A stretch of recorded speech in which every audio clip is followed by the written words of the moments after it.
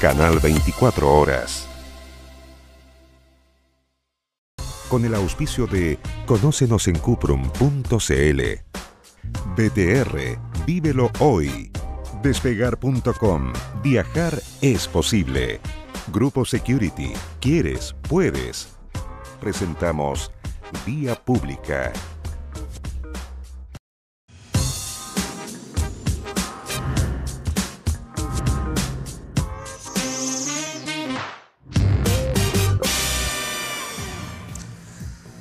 De compensaciones por el corte de la luz al suicidio de otro cantante de la música internacional. ¿Cómo están? Bienvenidos, buenas noches. Así ha transitado la actualidad en esta jornada de día jueves y la revisamos a partir de ahora en el horario prime del canal de noticias de Chile. Aquí en 24 horas Vía Pública vamos a abordar además la ley Cholito, que lleva el nombre de una mascota que fue agredida hasta provocar la muerte. Bueno, ya sabemos que finalmente hay una discusión que se convirtió en un proyecto de ley y que finalmente terminó por ser aprobado y ayer promulgado. ¿Cuál es la responsabilidad que tenemos nosotros, los propietarios de mascotas, de qué tipo de mascotas y cómo incide la práctica esta ley en, digamos, el comportamiento habitual que tenemos en esa relación? Lo vamos a analizar con 4 personas que nos van a ayudar a entender un cambio que es social y muy profundo y que implica un montón de responsabilidades. Ya lo vamos a abordar más adelante. Tenemos una pregunta, de hecho, en nuestra fanpage en facebook.com/24horas.cl, porque uno de los puntos de esa ley establece, por ejemplo, que se venden las mascotas ahora esterilizadas. ¿Usted está de acuerdo con eso? Esto es un tema, porque es decir, a partir de ahora, cuando se compren mascotas, ellas ya van a venir esterilizadas. ¿Qué pasa para quienes quieren tener camadas, descendencia, en fin? Bueno, lo vamos a conversar también en los próximos minutos con nuestros invitados. Pero hay otros temas también que queremos abordar con ustedes, algunos de los cuales revisamos a partir de ahora en los titulares en Vía Pública. En él, decidió compensar a sus clientes con hasta 25.000 pesos por cada noche sin energía contadas desde el domingo, mientras que la Superintendencia de Electricidad y Combustibles formuló cargos contra las distribuidoras por el prolongado apagón. Por falta de quórum en la Cámara de Diputados, el proyecto que despenaliza el aborto en 3 causales va a tener que pasar ahora a comisión mixta. Y un paro general en Venezuela provocó el cierre de los locales comerciales y el bloqueo de las principales avenidas en Caracas y diversas ciudades de Venezuela. Pero comenzamos con el corte de energía y adelantándose probablemente a las demandas colectivas. Es que la empresa Enel decidió compensar a sus clientes con hasta 25.000 pesos por cada noche sin energía, pero que se cuentan a partir de las 20 horas del domingo. El anuncio no exime de responsabilidades en todo caso a la empresa. De hecho, el gobierno informó que se van a levantar cargos en contra de la compañía por el manejo de la emergencia que continúa, increíblemente, después de 6 días. La nieve llegó hace casi una semana, pero su paso por Santiago está lejos de derretirse. No son pocos los hogares que cumplieron 120 horas sin luz. 6 días sin energía, con esas consecuencias que tanto hemos mostrado y ustedes bien conocen.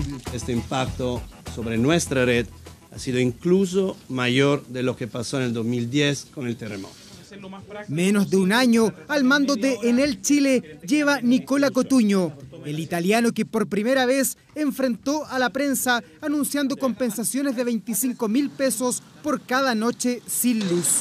Yo creo que la expresión de esta bonificación que queremos hacer sea una señal de respeto. Ahora hablar de perdono o no de perdono, yo creo que lo importante es lo que hacemos para nuestros clientes, no las palabras. A la moneda fueron llamados los mandamases de Enel y CGE. Se juntarán nuevamente el lunes y en 15 días habrá un plan de contingencia para enfrentar futuras emergencias. Por ahora, el subsecretario exigió explicaciones por los días de incertidumbre que viven miles de chilenos. 2 días, 3 días, 5 días, una semana, 10 días. Yo no quiero ser muy simplista, pero tratando de hacerme cargo de que creo que el diagnóstico está bastante entendido. Lo que a nosotros nos compete es que empresas que están en servicios regulados, que le brindan un servicio básico a la persona y que tienen cientos de miles de millones de utilidades al año, hagan lo que tengan que hacer. Esa es la responsabilidad de las empresas privadas. Lo que primero queremos hacer es disculparnos, porque no hemos estado a la altura de las circunstancias. Y también, además de esta disculpa, lo que hemos activado son los mecanismos de compensación que la compañía tiene establecidos. Con las disculpas y las bonificaciones parece no bastar. La Superintendencia de Electricidad podría aplicar las más altas multas estipuladas en 5.600 millones de pesos. Además, decidió formular cargos contra las eléctricas. son cargos por cortes prolongados a Enel y CGE, pero también hay un cargo adicional a la empresa Enel por entrega de información incompleta o manifiestamente errónea. Y esto es calificado por la superintendencia como un hecho grave.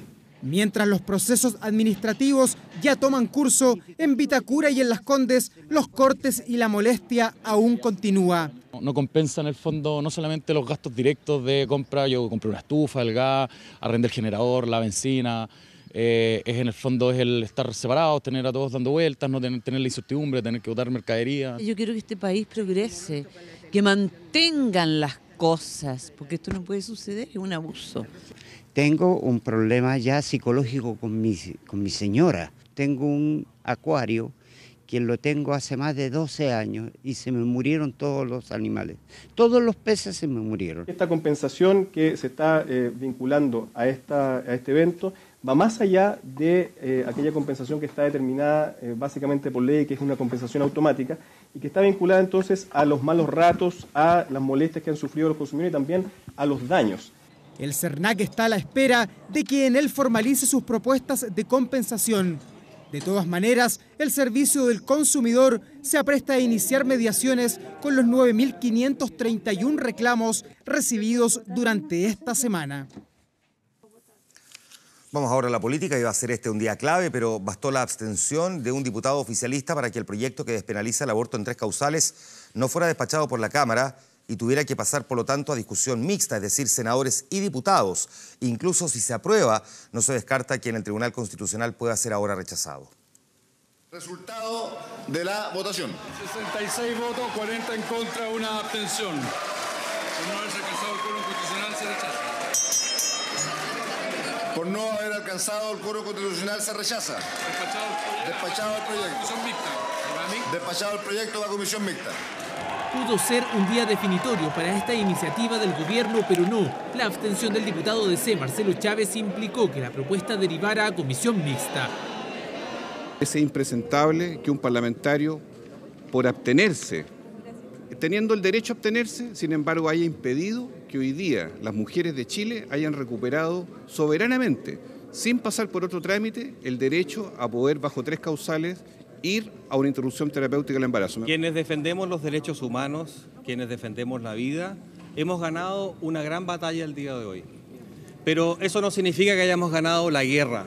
La existencia de radicales pareados con diputados de oposición y la abstención de Chávez significaron que no se lograra el quórum requerido en el artículo que establece quién puede autorizar a una menor de 14 años practicarse un aborto en cualquiera de las 3 causales si sus padres se niegan. La nueva mayoría tenía los votos para poder haber despachado hoy día el proyecto y el resultado de esta votación es que claramente el camino no es el aborto, el camino es acompañar y proteger a una mujer vulnerable, darle todas las condiciones para salir adelante con su embarazo. Previamente, la DC había dado libertad de acción a sus parlamentarios. El diputado Chávez justificó la decisión. Uno vota en este Congreso de acuerdo a su convicción. Y en mi convicción voté de la manera en que, inclusive en el discurso en la Cámara de Diputados, así lo hice. Tenemos que respetar y promover y garantizar los derechos humanos. Yo creo que el primer derecho humano es el derecho a la vida. Entonces, de ese punto de vista, yo al menos tengo que ser coherente con aquello. Sin embargo, el temor es que luego de la comisión mixta la iniciativa se encontrará con un tribunal constitucional empatado y que además tendrá un nuevo presidente que podría dirimir en contra del proyecto del gobierno. Yo lo encuentro realmente sorprendente que hoy día finalmente se busque dilatar la discusión para que cambie el presidente del Tribunal Constitucional. Una polémica decisión que estuvo precedida por un intenso debate en la Cámara y un ambiente encrispado en las galerías.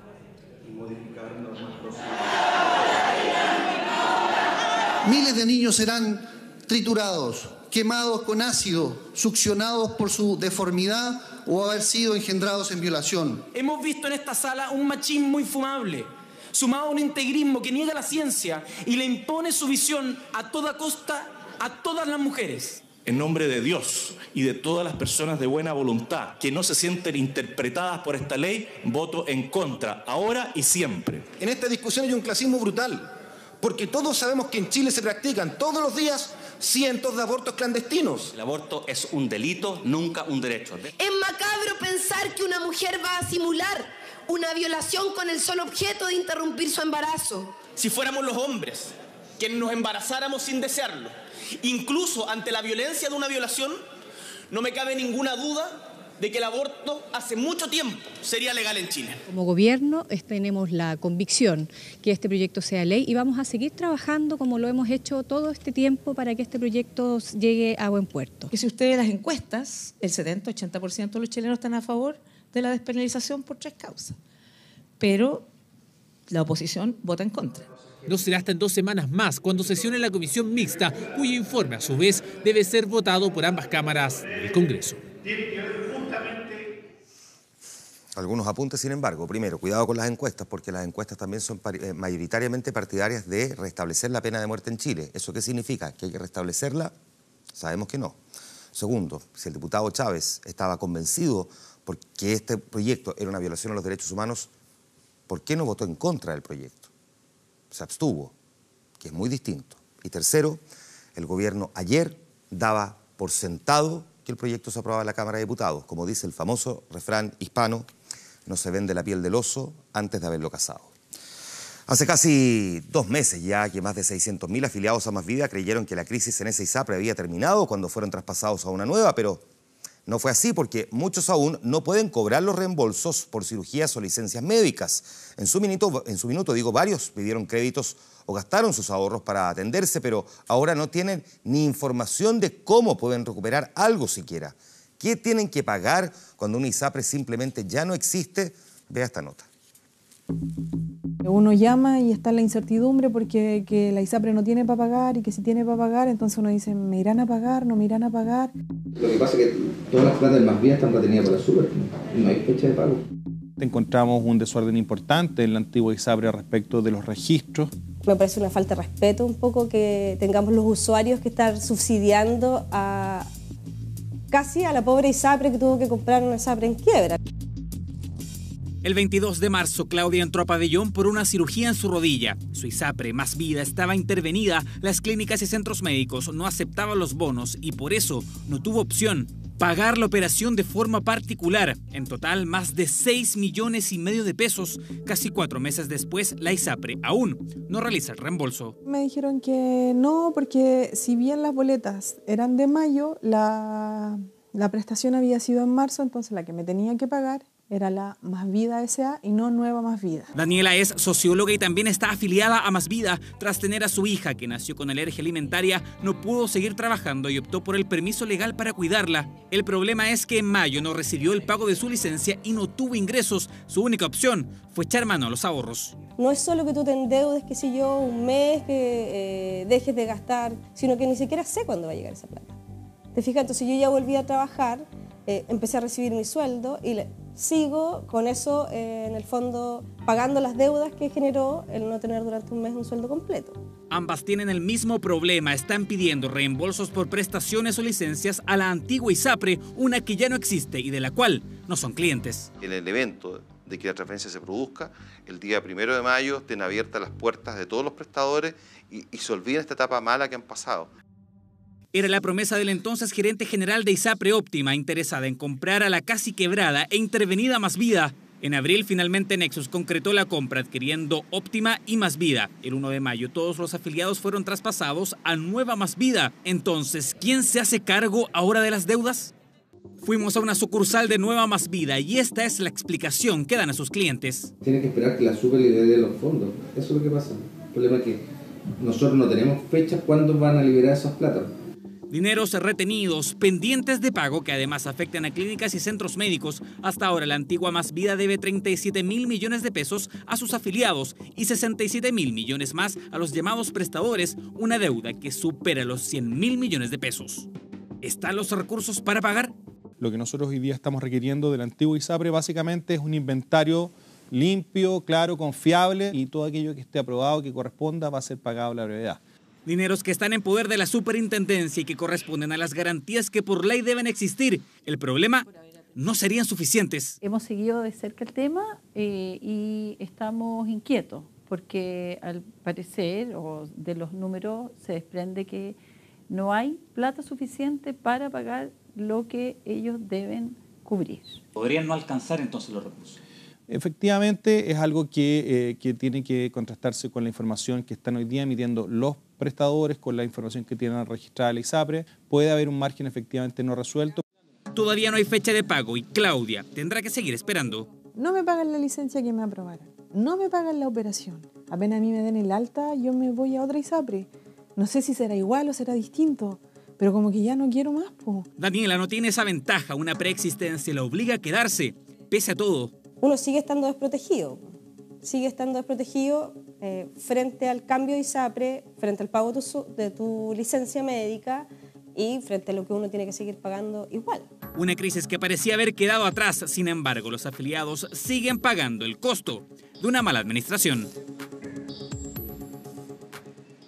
Rafael Garay deberá permanecer en la cárcel después de que el tercer juzgado de garantía de Santiago rechazara la solicitud de su defensa, manteniendo así la cautelar de prisión preventiva. Un eventual riesgo de fuga y el avance de la investigación en contra de este hombre fueron algunos de los argumentos que tomó el tribunal para su resolución. Hay que recordar que Garay fue declarado como un peligro para la sociedad y aún enfrenta cargos por supuestas estafas que ascenderían a los 1.800 millones de pesos en total. Y estas son buenas noticias porque esta tarde fue dada de alta la pequeña niña de 7 años que había sido atropellada hace poco más de un mes en la comuna de Ñuñoa por la conductora de un furgón escolar que después huyó del lugar. Le invito a escuchar estas declaraciones, mire. Está de alta, pero igual aún le falta hacer rehabilitaciones para que se recupere. Ojalá pueda recuperar un 100%, pero ahí vamos a ver cómo va evolucionando ella. Esperanzado y gracias a los equipos médicos que hay acá, equipo de enfermeras que lo han tratado bastante bien. Ella ha ido descubriendo poco a poco lo que pasó, ella está muy entusiasmada porque se va de alta, está muy contenta. Ella aporta mucho de su lado para salir adelante, así que estamos... Mejorar la vida, pero a nosotros nos cambia la vida. Con ustedes, los creadores de un nuevo mundo. Samsung lleva años desarrollando programas de inclusión educativa porque cree que la tecnología es una herramienta que impulsa posibilidades para todos. Conoce más en impulsandoelfuturo.cl. Aprovecha y compra este mes de julio desde la app de Despegar.com tus viajes en 6 cuotas sin interés con todos los bancos. Todos los días desde la app de Despegar.com. Ofertas exclusivas y 6 cuotas con todos los bancos. Despegar.com. Viajar es posible. No hay nada mejor que sentir esa libertad absoluta cuando navegas en tu celular. Así te sientes con BTR Móvil y sus planes con más gigas libres para lo que quieras. Pórtate a BTR Móvil y obtén un 40% de descuento en equipos con sistemas operativos Android. Te puedes llevar, por ejemplo, el nuevo LG K10 a 19.990 pesos, contratando el plan de 11 GB a 24.990 pesos. Incluye además 1 GB para siempre. Con BTR Móvil, vívelo en gigas. BTR, vívelo hoy. Sigamos dándole un vistazo a los temas de actualidad. Después de 9 años en la cárcel, O.J. Simpson, o J. Simpson, como prefiera, un ícono del fútbol americano durante los años 80 y protagonista del llamado juicio del siglo en Estados Unidos, saldrá en libertad antes de lo previsto el próximo 1 de octubre. Lo que a veces se olvida es que no estaba preso por el asesinato de su exmujer. Veamos su historia. Thank you. Thank you. Thank you. Esta era la felicidad del exdeportista y actor O.J. Simpson, luego de que la Junta de Libertad Condicional del Estado de Nevada determinara de forma unánime su libertad condicional, luego de haber cumplido 9 de los 33 años de cárcel a los que fue condicionado en 2007 por un robo a mano armada. Ya cumplí mi tiempo, ¿saben? Y lo hice de la forma más correcta y respetuosa que cualquiera lo hubiera hecho. Si hablan con los guardias, ellos se lo dirán. Creo en la justicia y me siento honrado con su veredicto. Este astro del fútbol americano, que durante los años 80 brilló con los Buffalo Bills, sorprendió al país entero hace 10 años cuando irrumpió junto a 5 cómplices a la habitación de un coleccionista deportivo que estaba alojado en un hotel de Las Vegas. De allí se llevaron objetos que él mismo había autografiado y artículos que Simpson considera de su propiedad hasta el día de hoy. Lo siento por lo que pasó. Me disculpo con toda Nevada. Meses después fue declarado culpable por 12 cargos, entre ellos asalto, secuestro y robo con armas letales. Durante todos estos años a su favor le jugó que admitió siempre su responsabilidad, argumentando que solo trataba de recuperar recuerdos personales que le habían robado. No he puesto ninguna excusa en los 9 años que llevo aquí y no estoy tratando de poner excusas ahora. Además de buenos antecedentes criminales, según la policía, al pasar los años algo del astro hizo que varios cambiaran la mala impresión que se llevaron de él. Entre ellos, una de las víctimas que hoy incluso lo llama amigo. Conozco a O.J. desde hace mucho tiempo y no siento que él sea una amenaza para nadie ahí afuera. Él es un buen hombre, sé que hace mucho por otras personas y siento que 9 de 33 años fueron demasiado.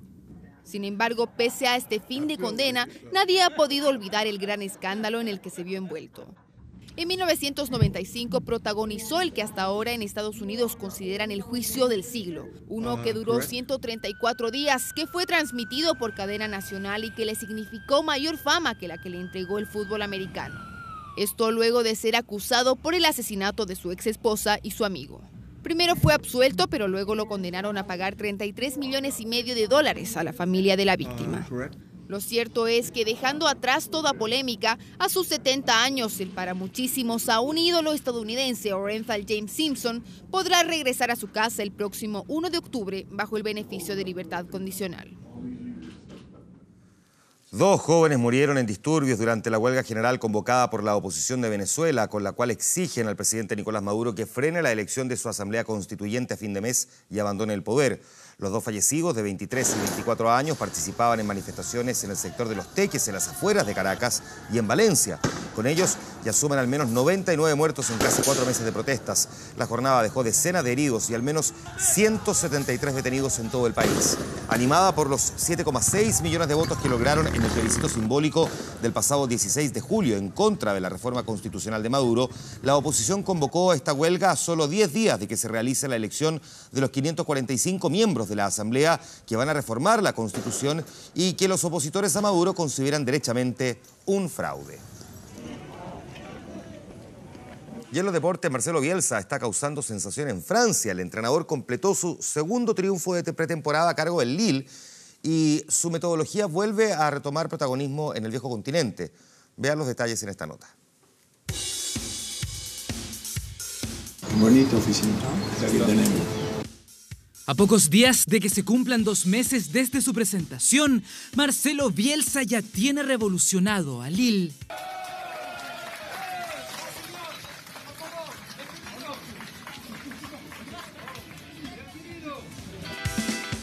Ya se convirtió en ídolo de la hinchada y su estilo se plasma en cada entrenamiento, su particular metodología, el análisis de los ejercicios e incluso su forma de comunicarse. Tratar de pasar todo el tiempo posible atacando, para eso es necesario defender bien. Un sello característico y un proceso de adaptación que no ha estado exento de polémicas tras su medida de apartar a 11 jugadores del primer equipo por decisión técnica.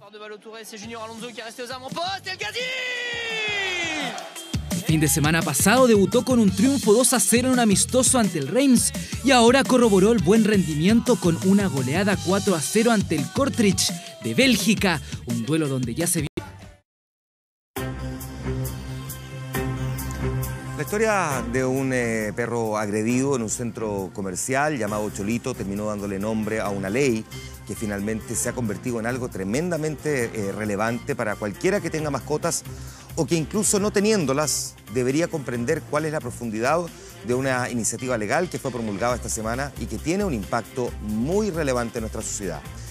Lo vamos a conversar con nuestras invitadas a partir de ahora. María José Uvilla, académica de la Escuela de Medicina Veterinaria de la Universidad Andrés Bello, magíster en Etología Clínica y Bienestar Animal de la Universidad Complutense de Madrid. María José, gracias por estar aquí. Bienvenida. Muchas gracias. Está con nosotros también María Fernanda Yupet, directora de la carrera de Derecho de la Universidad San Sebastián. Gracias, María Fernanda, por estar aquí. Bienvenida. Buenas noches. Muchas gracias. También está con nosotros Patricia Cocas, licenciada en Ciencias Políticas y Administrativas, magíster en Gestión Ambiental, fundadora de Pro Animal Chile, impulsora y además coautora de la Ley de Tenencia Responsable. Gracias por estar aquí. Bienvenida. Buenas noches. Gracias por la invitación. Y Sandra Ponce León, directora de la Clínica Jurídica de la Universidad Católica. Gracias por estar aquí. Bienvenida. Buenas noches. Buenas noches. Patricia, voy a comenzar contigo primero. La génesis de este proyecto, primero para entenderlo, ¿cuánto tiempo tardó? Porque finalmente vemos que la aprobación fue bastante unánime, pero entiendo que no es tan fácil. Yo no quiero que se vaya a malinterpretar, pero solamente lo voy a utilizar en la jerga animalística, ya que estamos en esto, arrear a los parlamentarios. Sí, es tremendamente difícil. O sea, aquí hay que pensar que los proyectos la gente no lo sabe, pero la tramitación sufre distintos trámites. Primer, segundo trámite, van a comisiones especializadas, vuelven a sala. Y la verdad que tú durante todo ese proceso de alguna manera tienes que controlar a más de 120 diputados, Que no 40 se te vaya a y tantos. desvirtuar el proyecto y convertirse en otra cosa. Y hay que pensar que pasó. Este proyecto en un minuto era un proyecto para legalizar en Chile la recolección masiva de animales y el exterminio. Entonces, imagina todo lo que costó, fueron más de 8 años de trabajo, transformarlo en un proyecto que se orienta en el control poblacional de manera ética y efectiva. Es decir, pilares como esterilización masiva de animales, educación en tenencia responsable, adopción, que la autoridad incentive la adopción por ley, nada más y nada menos, desincentive la reproducción descontrolada, un registro universal de mascotas y otra serie de artículos que la verdad logramos incluir, que son maravillosos, como que la ONEMI, por ejemplo, tenga que incluir en sus protocolos de rescate el rescate de animales, algo que en Chile estaba en tierra de nadie, siendo un país que estamos lleno de catástrofes. Eso por mencionar algunas cosas que tiene el proyecto. Te pregunto a ti, ¿te parece a ti un buen proyecto? Ya vamos a entrar en los detalles, pero en términos generales, en la primera parte de la conversación. A ver, es un proyecto lindo, pero es un proyecto de difícil aplicación práctica. Y ahí vamos a tener el principal problema. O sea, por ejemplo. Porque el proyecto es un proyecto muy bien pensado para ciudad, pero Chile es un país que es eminentemente rural más que urbano. O sea, y además está pensado en municipalidades que tengan recursos económicos para poder implementarlo. O sea, a mí no me cuesta imaginar la aplicación de este proyecto en Las Condes, en Vitacura, en Providencia. Me cuesta pensarlo en Cañete, me cuesta pensarlo en Colbún, me cuesta pensarlo en Chihuayante, porque tiene aplicación nacional. Entonces acá vamos a encontrarnos con distintas realidades.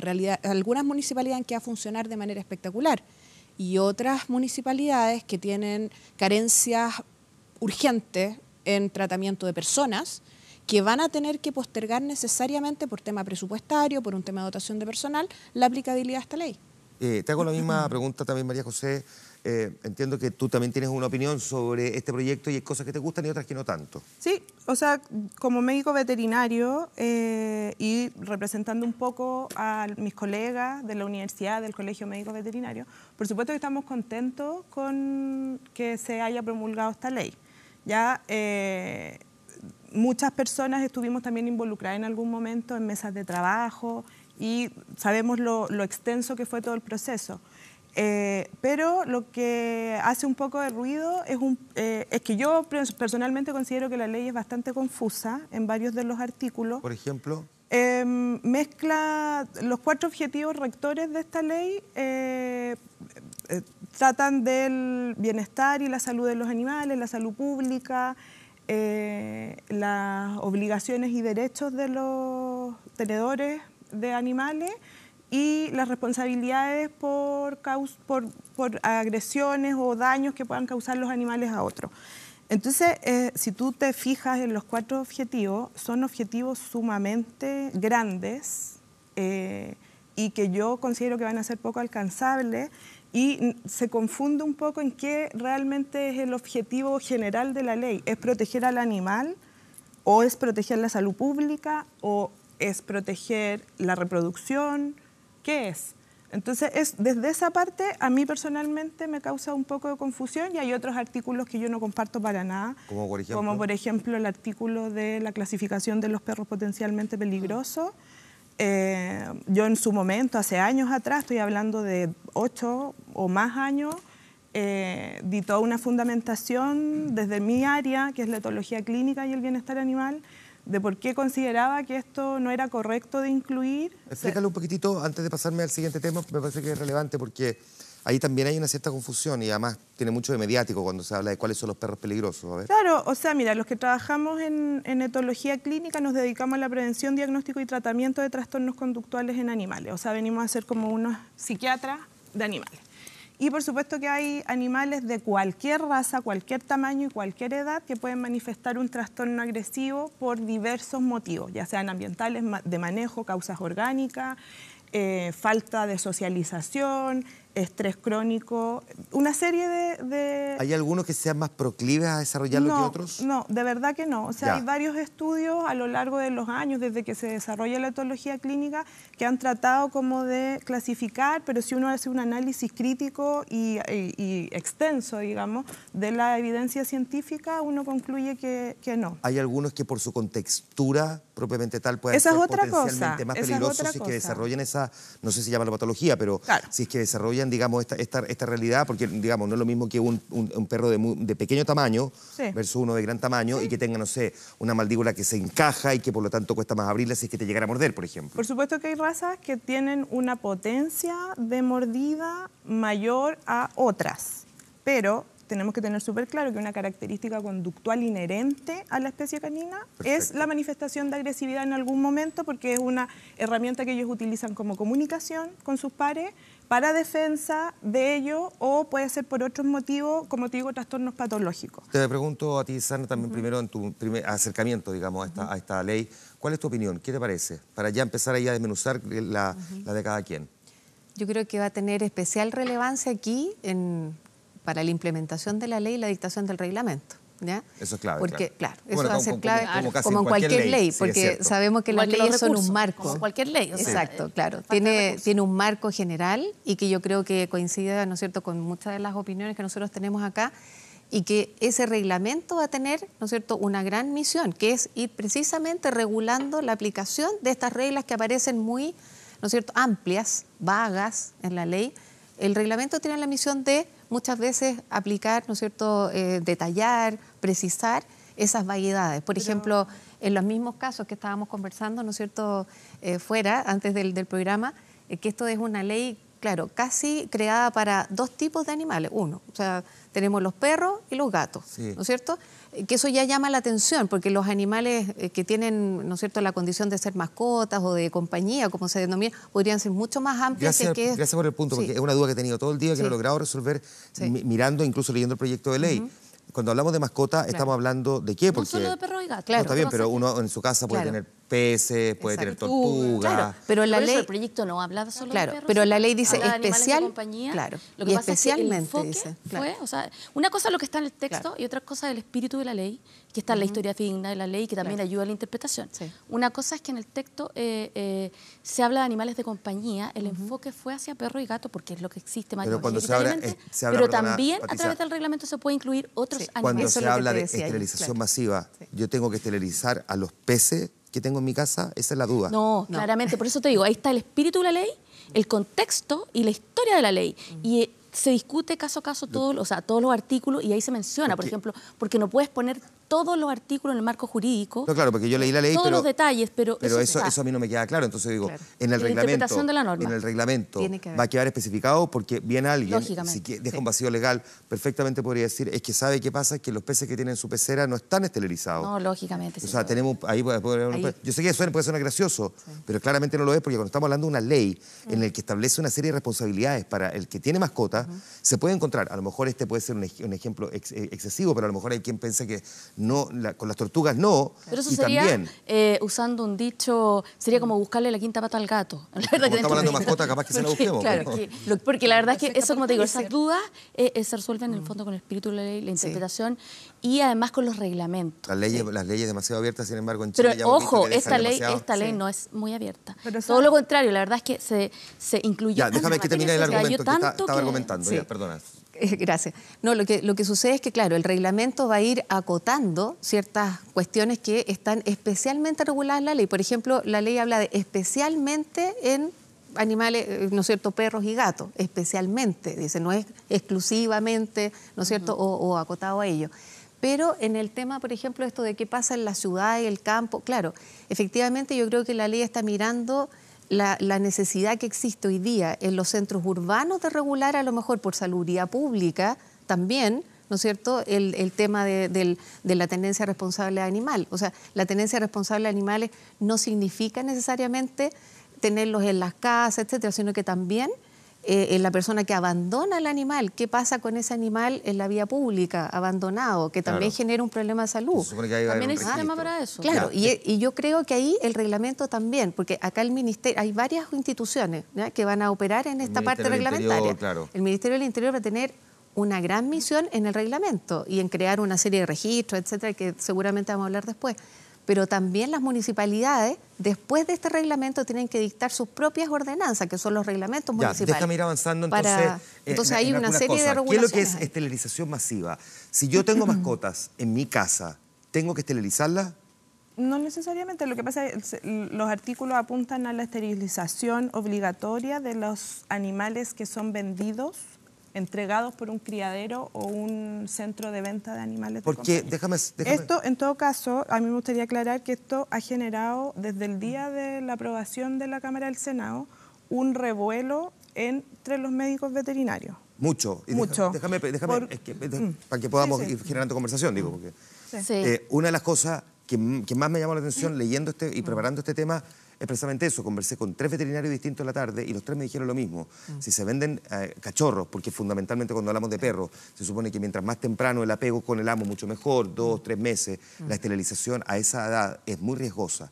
Lo que ocurre es que, mira, primero los criadores históricamente han vendido a los animales a edades muy tempranas, ¿ya? Pero no esterilizado. No esterilizado y desde el punto de vista conductual eso es muy perjudicial, vender a un animal muy temprano, porque pierde todas las capacidades que tiene de aprendizaje de conductas propias y naturales de la especie desde su madre. O sea, lo que tú dices de los 2 o 3 meses genera un apego con el ser humano, sí lo puede generar, pero el ideal sería que un animal no se separara de la madre, por lo menos no antes de la 8ª, 9ª semana de vida. Ya, pues eso son 3 meses.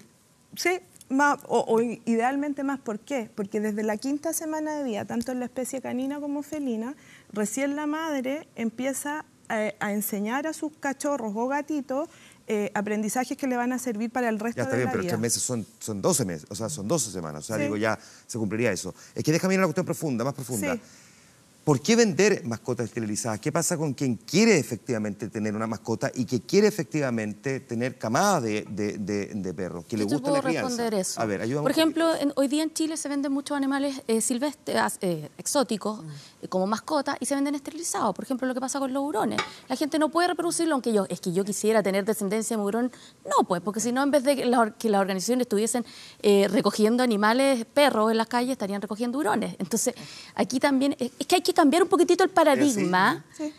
Hay que cambiar el paradigma porque hay que entender que, bueno, podemos seguir haciendo las cosas como las hacíamos. Comprar animales de raza sin estar esterilizados, reproducirlo, regalárselo a un vecino, vender por internet, o se nos cruzó con un mestizo, lo tiramos a la calle porque no nos gustó. Podemos seguir haciéndolo así. Y vamos a seguir en esto, en un país lleno de animales botados en las calles, sufriendo maltrato animal, con problemas de salud pública asociados a esto, a medioambiental, etcétera.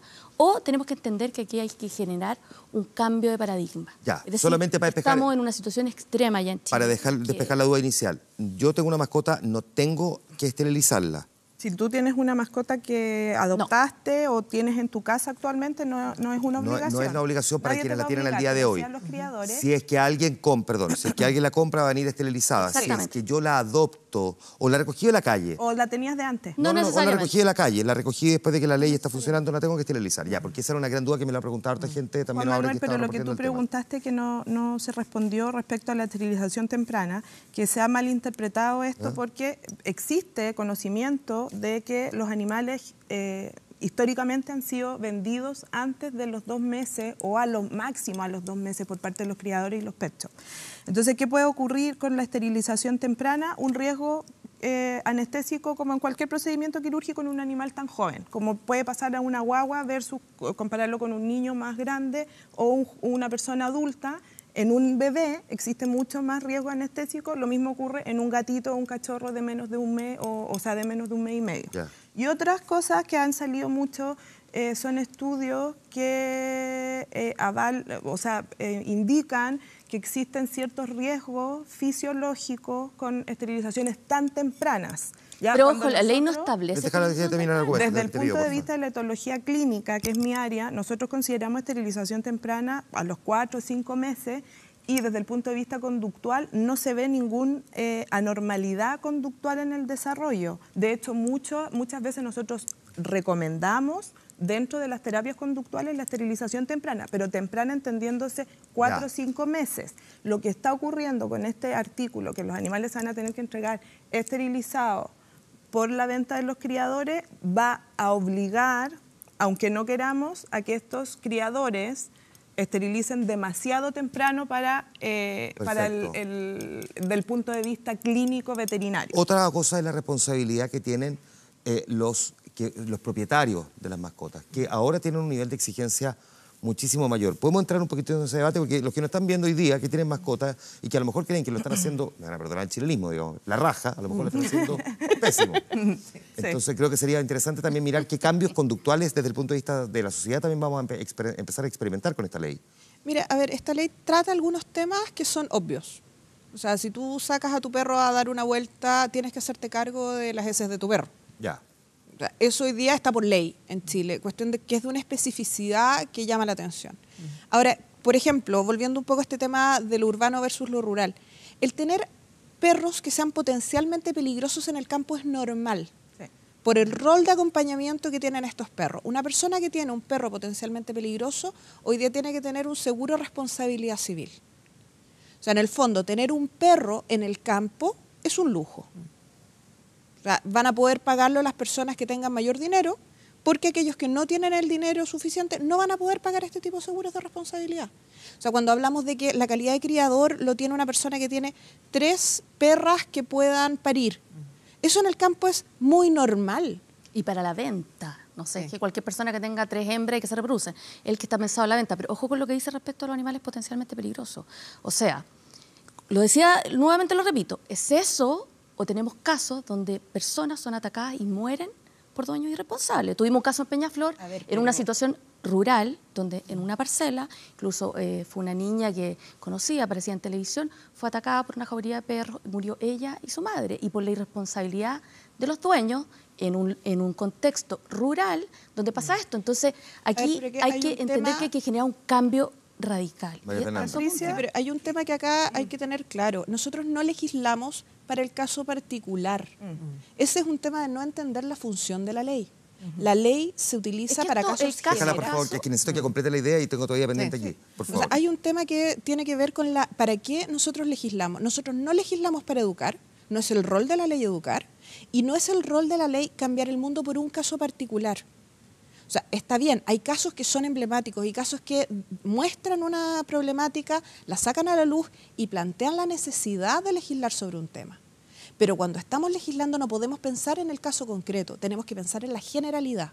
Y no es la generalidad que los perros ataquen a la gente. ¿Cómo se trabaja en la educación responsable de mascota? O sea, la educación de tenencia responsable de mascota, porque también suena, digamos, altisonante, pero digamos, tratemos de aterrizarlo. No sé cómo se educa, digamos, a un dueño mascota. Bueno, eso va a ser una labor también del Ministerio de Educación, interviniendo coordinadamente con el Ministerio del Interior en el reglamento, ¿no es cierto? Y después las ordenanzas municipales. Nosotros sabemos que la educación hoy día está municipalizada y van a tener que canalizar de alguna manera en esos programas de educación el tema de la tenencia responsable. El tema de la tenencia responsable de mascotas o de animales de cuidado, como lo dice la ley, impone una serie de obligaciones a quienes, porque aquí estamos hablando, claro, de los animales, pero también Patricia decía, bueno, ¿cuál es la responsabilidad de las personas, de los dueños, de los tenedores, de los poseedores de estos animales?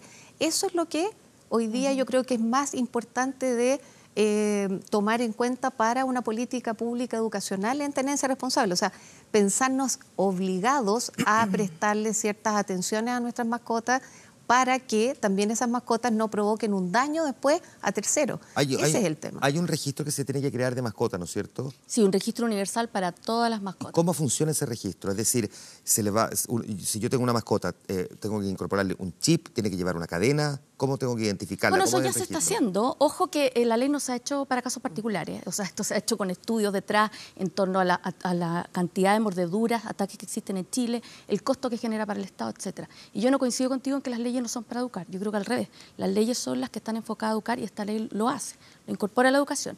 Y el registro se va a hacer a través de un microchip subcutáneo, de manera que sea absolutamente identificable el dueño de ese animal, para tener un control nuevamente sobre el dueño. Va a ser como una especie de patente en el fondo. Claro, el sistema de pago es que tú te vas a tener que inscribir en el municipio instala en el animal este microchip, va a ser gratuito, ya se está haciendo incluso de manera piloto o con el Ministerio del Interior, y eso lo que persigue es, en el fondo, poder tener un gran diagnóstico en Chile, que no lo tenemos, sobre la cantidad de animales, en qué situación veterinaria están esterilizados, no están esterilizados, y además si el animal, por ejemplo, deambula en la calle, ataca a una persona o genera problemas a un dueño irresponsable, o está en la calle, o está en la calle simplemente. O abandonado, o por ejemplo, perdido.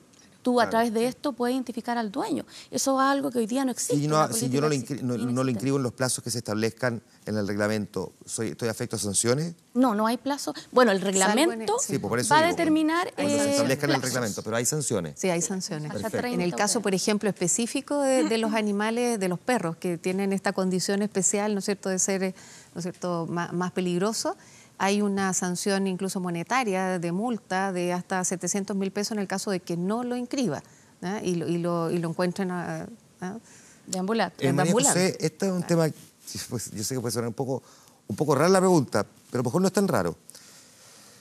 ¿Qué se establece como mascota y qué se establece como un animal que no es de mascota? Te lo digo porque, aunque parezca, digamos, inusual, yo conozco, por ejemplo, una mujer que tiene una gallina de mascota y que la tiene de mascota, y para ella es su mascota. No tiene perro, no tiene gato, es una mascota.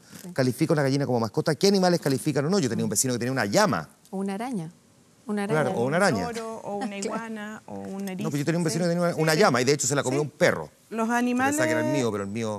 Los animales de compañía son animales que están en la definición correcta. Es un animal que está bajo el cuidado y supervisión constante de un ser humano y que aloja en la vivienda de ese ser humano y que ese ser humano satisface sus necesidades. Pero, por ejemplo, en ese caso, una vaca también calificaría, entonces. O sea, los animales exóticos que Fernanda o Sandra decían que quedan un poco fuera de la ley, no son animales domésticos, ¿no es cierto? Porque los animales domésticos se dividen en animales de compañía, perros y gatos, animales de granja, todos los animales de producción, y por otro lado tenemos las mascotas no tradicionales, digamos, que son los animales lo que incluye, por ejemplo, insectos o, qué sé yo, arañas. Reptiles. Perfecto. Esto también está entonces incorporado en esta discusión. Pero la comunidad de veterinarios que se dedican a los animales exóticos están bastante preocupados porque ellos también sienten que no está explícito el tema de los animales exóticos y que obviamente van a quedar todas estas cosas definidas con los reglamentos, pero hay muy pocos especialistas en animales exóticos en nuestro país, entonces para redactar reglamentos coherentes en ese aspecto debiesen incorporarse en estas redacciones estos profesionales competentes. Una última cosa, para completar la última ronda, cuando se habla de tener una mascota de forma responsable, ¿se supervisa, se exige, es obligatorio? No tengo idea, por ejemplo, que el tratamiento de mascotas se haga a través de clínicas veterinarias o de veterinarios, porque hay montones de casos de personas que jamás llevan a un perro al veterinario, nunca, ni para chequeo, ni para vacuna, ni para controles. Ahora, de hecho, esa es una de las obligaciones que establece la ley. Dentro del cuidado que establece la ley es el tratamiento veterinario básico. Por lo tanto, efectivamente, todas estas personas que no están acostumbradas a llevar a sus animales domésticos a veterinario van a tener que hacerlo. Y de hecho eso también, el tema de los veterinarios dentro de la normativa es bastante interesante, porque hoy día las locaciones en que se vendan mascotas tienen que tener veterinario, los criadores tienen que tener acceso a un veterinario, por lo tanto se va a encarecer la posibilidad de acceder a mascotas por el mercado formal que no sea de adopción. Perfecto. Ya, es despejado. La idea es desincentivar, precisamente. O sea, una de las cosas que se planteó en la discusión de esta ley es que el que no pueda tener, no debe tener.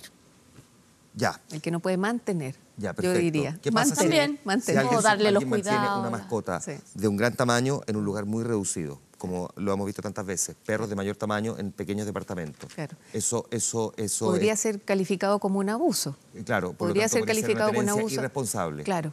podría ser tenencia responsable, no darle el cuidado necesario en todo tipo de aspectos, salud, higiene, ¿no es cierto?, condiciones mínimas de estabilidad emocional, etcétera, porque también hay que pensar, o sea, aquí no se está hablando de, por eso yo decía, insistía mucho, estamos hablando de las obligaciones del dueño, del poseedor o del tenedor del animal. Eso significa tenencia responsable de animales. Y después decimos, ¿qué animales? ¿No es cierto? Estos que uno tiene de compañía, etcétera. Pero la mirada, a mi gusto, de la ley está hacia la persona.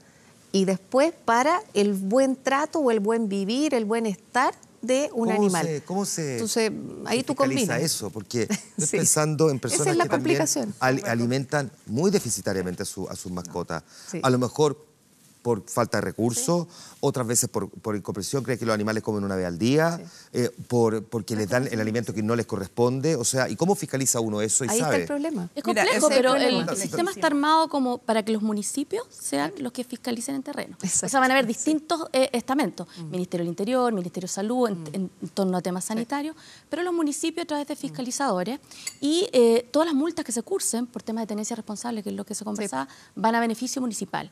Y al mismo tiempo, esos recursos van a tener que ser incorporados a implementar la normativa. Un incentivo para que el municipio fiscalice más, María José. El problema de esos fiscalizadores es que cumplir todas las necesidades de tenencia responsable de los animales, que son necesidades no solamente físicas, de visitas al veterinario, eso es más fácil de evaluar, porque tú pides, el fiscalizador puede solicitar el carnet sanitario del animal y ver si está al día con sus vacunas, con su tratamiento antiparasitario, puede revisar si la comida que se le está dando al animal es acorde a sus necesidades fisiológicas, el estado de desarrollo, etcétera.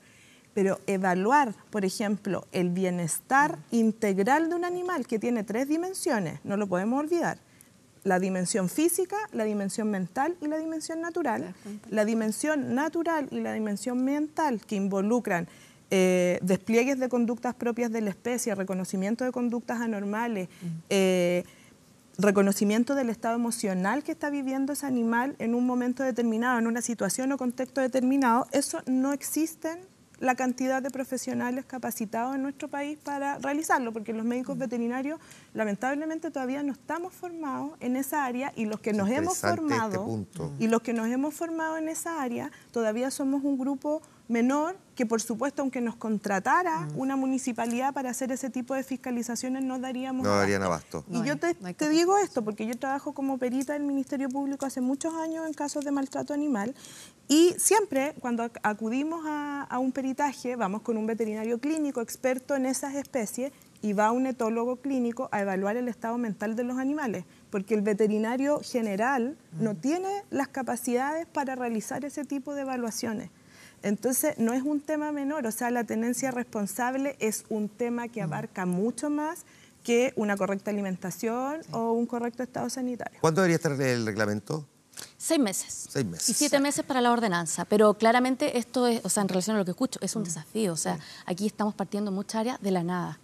Ni siquiera hay la cantidad de veterinarios suficiente, asociaciones, sociedades privadas para cubrir la cantidad de esterilizaciones que se deben realizar. Entonces, esto es algo que va a tener que movilizar en el fondo al país completo y que va a generar muchos cambios. Y efectivamente es un enorme desafío. Y como plantean ustedes también, el cómo se redacte ese reglamento puede ser clave, definitivamente. Sí. No, y además cómo se puede implementar, pero cuando nosotros escuchamos esto de que las multas se van a aplicar para la misma finalidad de la ley, la verdad es que las multas se van a los fondos municipales y el alcalde determinará... Luego, ¿en qué se gasta? ¿En qué se gasta? La ley determina específicamente que debe gastarlo en implementar la norma. No se pueden asociar impuestos específicos a programas específicos. Pero la verdad es que la ley así lo establece. Sí, pero la Constitución lo prohíbe, por lo tanto la ley... Pero pasó el Tribunal Constitucional y... Sí, no, está bien, pero después hay otro tipo de revisiones constitucionales. O sea, si en el caso concreto si el alcalde lo quiere usar para mejorar la plaza, lo puede hacer, porque está establecido así en el funcionamiento impositivo en Chile, de cómo se utilizan los recursos presupuestarios. Pero bueno, eso va a ser otro tema. Por eso que es un tema de las ordenanzas también y de la ley de rentas municipales,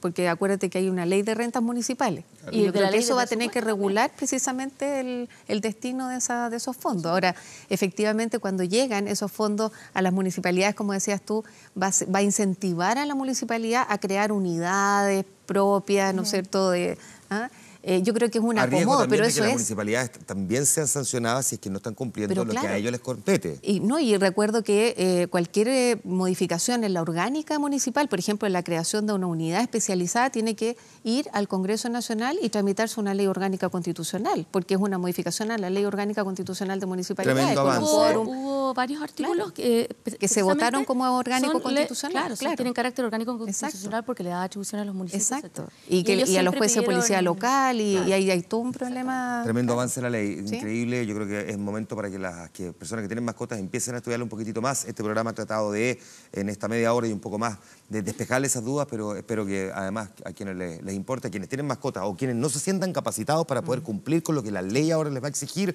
asuman y por lo tanto entreguen esos animales a tiempo para no encontrarnos después con un problema todavía incluso mayor. A las 4 les quiero agradecer por su tremendo aporte. Muchísimas gracias por haber participado de esta conversación en esta parte del Día Pública. Gracias a usted. usted. Muy bien. Nosotros nos vamos a la pausa.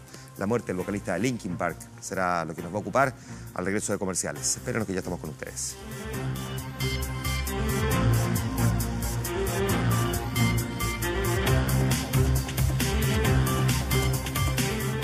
Estás viendo Vía Pública. Quieres, puedes. Terminamos, bueno, con la música de Linkin Park, ya vamos a hablar de ellos. Antes la respuesta a la pregunta que teníamos en nuestro fanpage en facebook.com. A propósito de lo que conversábamos recién, la ley Cholito obliga a vender las mascotas esterilizadas. ¿Está de acuerdo? Sí, 62%, no, un 38%, que ha sido uno de los debates. Nuestro portal 24horas.cl destaca, entre otras cosas, un fuerte movimiento sísmico de 6.7 que sacudió las costas de Turquía y Grecia, dejó 2 muertos. El epicentro se localizó cerca de los pueblos de Bodrum y Datka en Turquía y en la isla griega de Kos. Tenemos ahí los detalles en nuestro portal. Está el pronóstico del tiempo también. Le anticipamos en todo caso que a esta hora hay 7 grados de temperatura en Santiago. Mañana va a ser un día particularmente caluroso, 24, incluso 25 grados. Pero el sábado baja la temperatura hasta los 15. Ya, ojo, que el domingo podríamos incluso tener precipitaciones con una temperatura no superior a los 12 grados. Chris Bennington es el vocalista de Linkin Park que nos dio hoy día la fatal noticia. Se quitó la vida a los 41 años. Es lo que dice la policía. Se ahorcó, fue encontrado muerto temprano, a eso de las 9 de la mañana, hora local, en su casa en Palos Verdes, en Los Ángeles. Una figura del mundo de la música particularmente reconocida, pero que tenía un historial muy duro. Desde los 7 años había sido consumidor de droga. Contó en algún momento que desde los 11 había sido víctima de abuso sexual y hasta los 16, al menos por un hombre adulto. Siempre se sospechó incluso de su propio padre, que había sido acusado también en algún momento de ese mismo delito. Una figura que intentó abrirse camino en el mundo de la música en 1996, cuando Linkin Park se forma propiamente tal. No era en estricto rigor esta figura. El vocalista era Mark Wakefield, el vocalista inicial de Linkin Park. Había lanzado un disco que se llama Zero, con X. No le fue bien encontrando un sello que lo distribuyera y por lo tanto Mark Wakefield terminó por renunciar y ahí es cuando llega Chester Bennington a hacerse cargo como frontman de Linkin Park. Una figura que además reemplazó a Scott Weiland como vocalista en 2013 de la famosa banda Stone Temple Pilots, hasta que, eso fue el 2012, el 2015 volvió a Linkin Park a tomar el control completo de nuevo de la banda. Muere el mismo día en que habría estado de cumpleaños Chris Cornell, el vocalista de Soundgarden, otra figura que partió, cuya vida también se fumó por mano propia. Habría cumplido hoy día 53 años. De hecho, Chris Cornell se suicidó el mismo día en que Linkin Park lanzaba su último disco, el 19 de mayo. 10 días antes, el 9 de mayo, habían estado en nuestro país, en el Movistar Arena. Triste historia de un músico más que parte y por una decisión tan difícil de comprender como la del suicidio. Con la música y con esta canción, paradojalmente llamada In the End, terminamos el programa de hoy. Gracias por su sintonía. Los veo el fin de semana en 24 Horas Central. Que estén bien, buenas noches.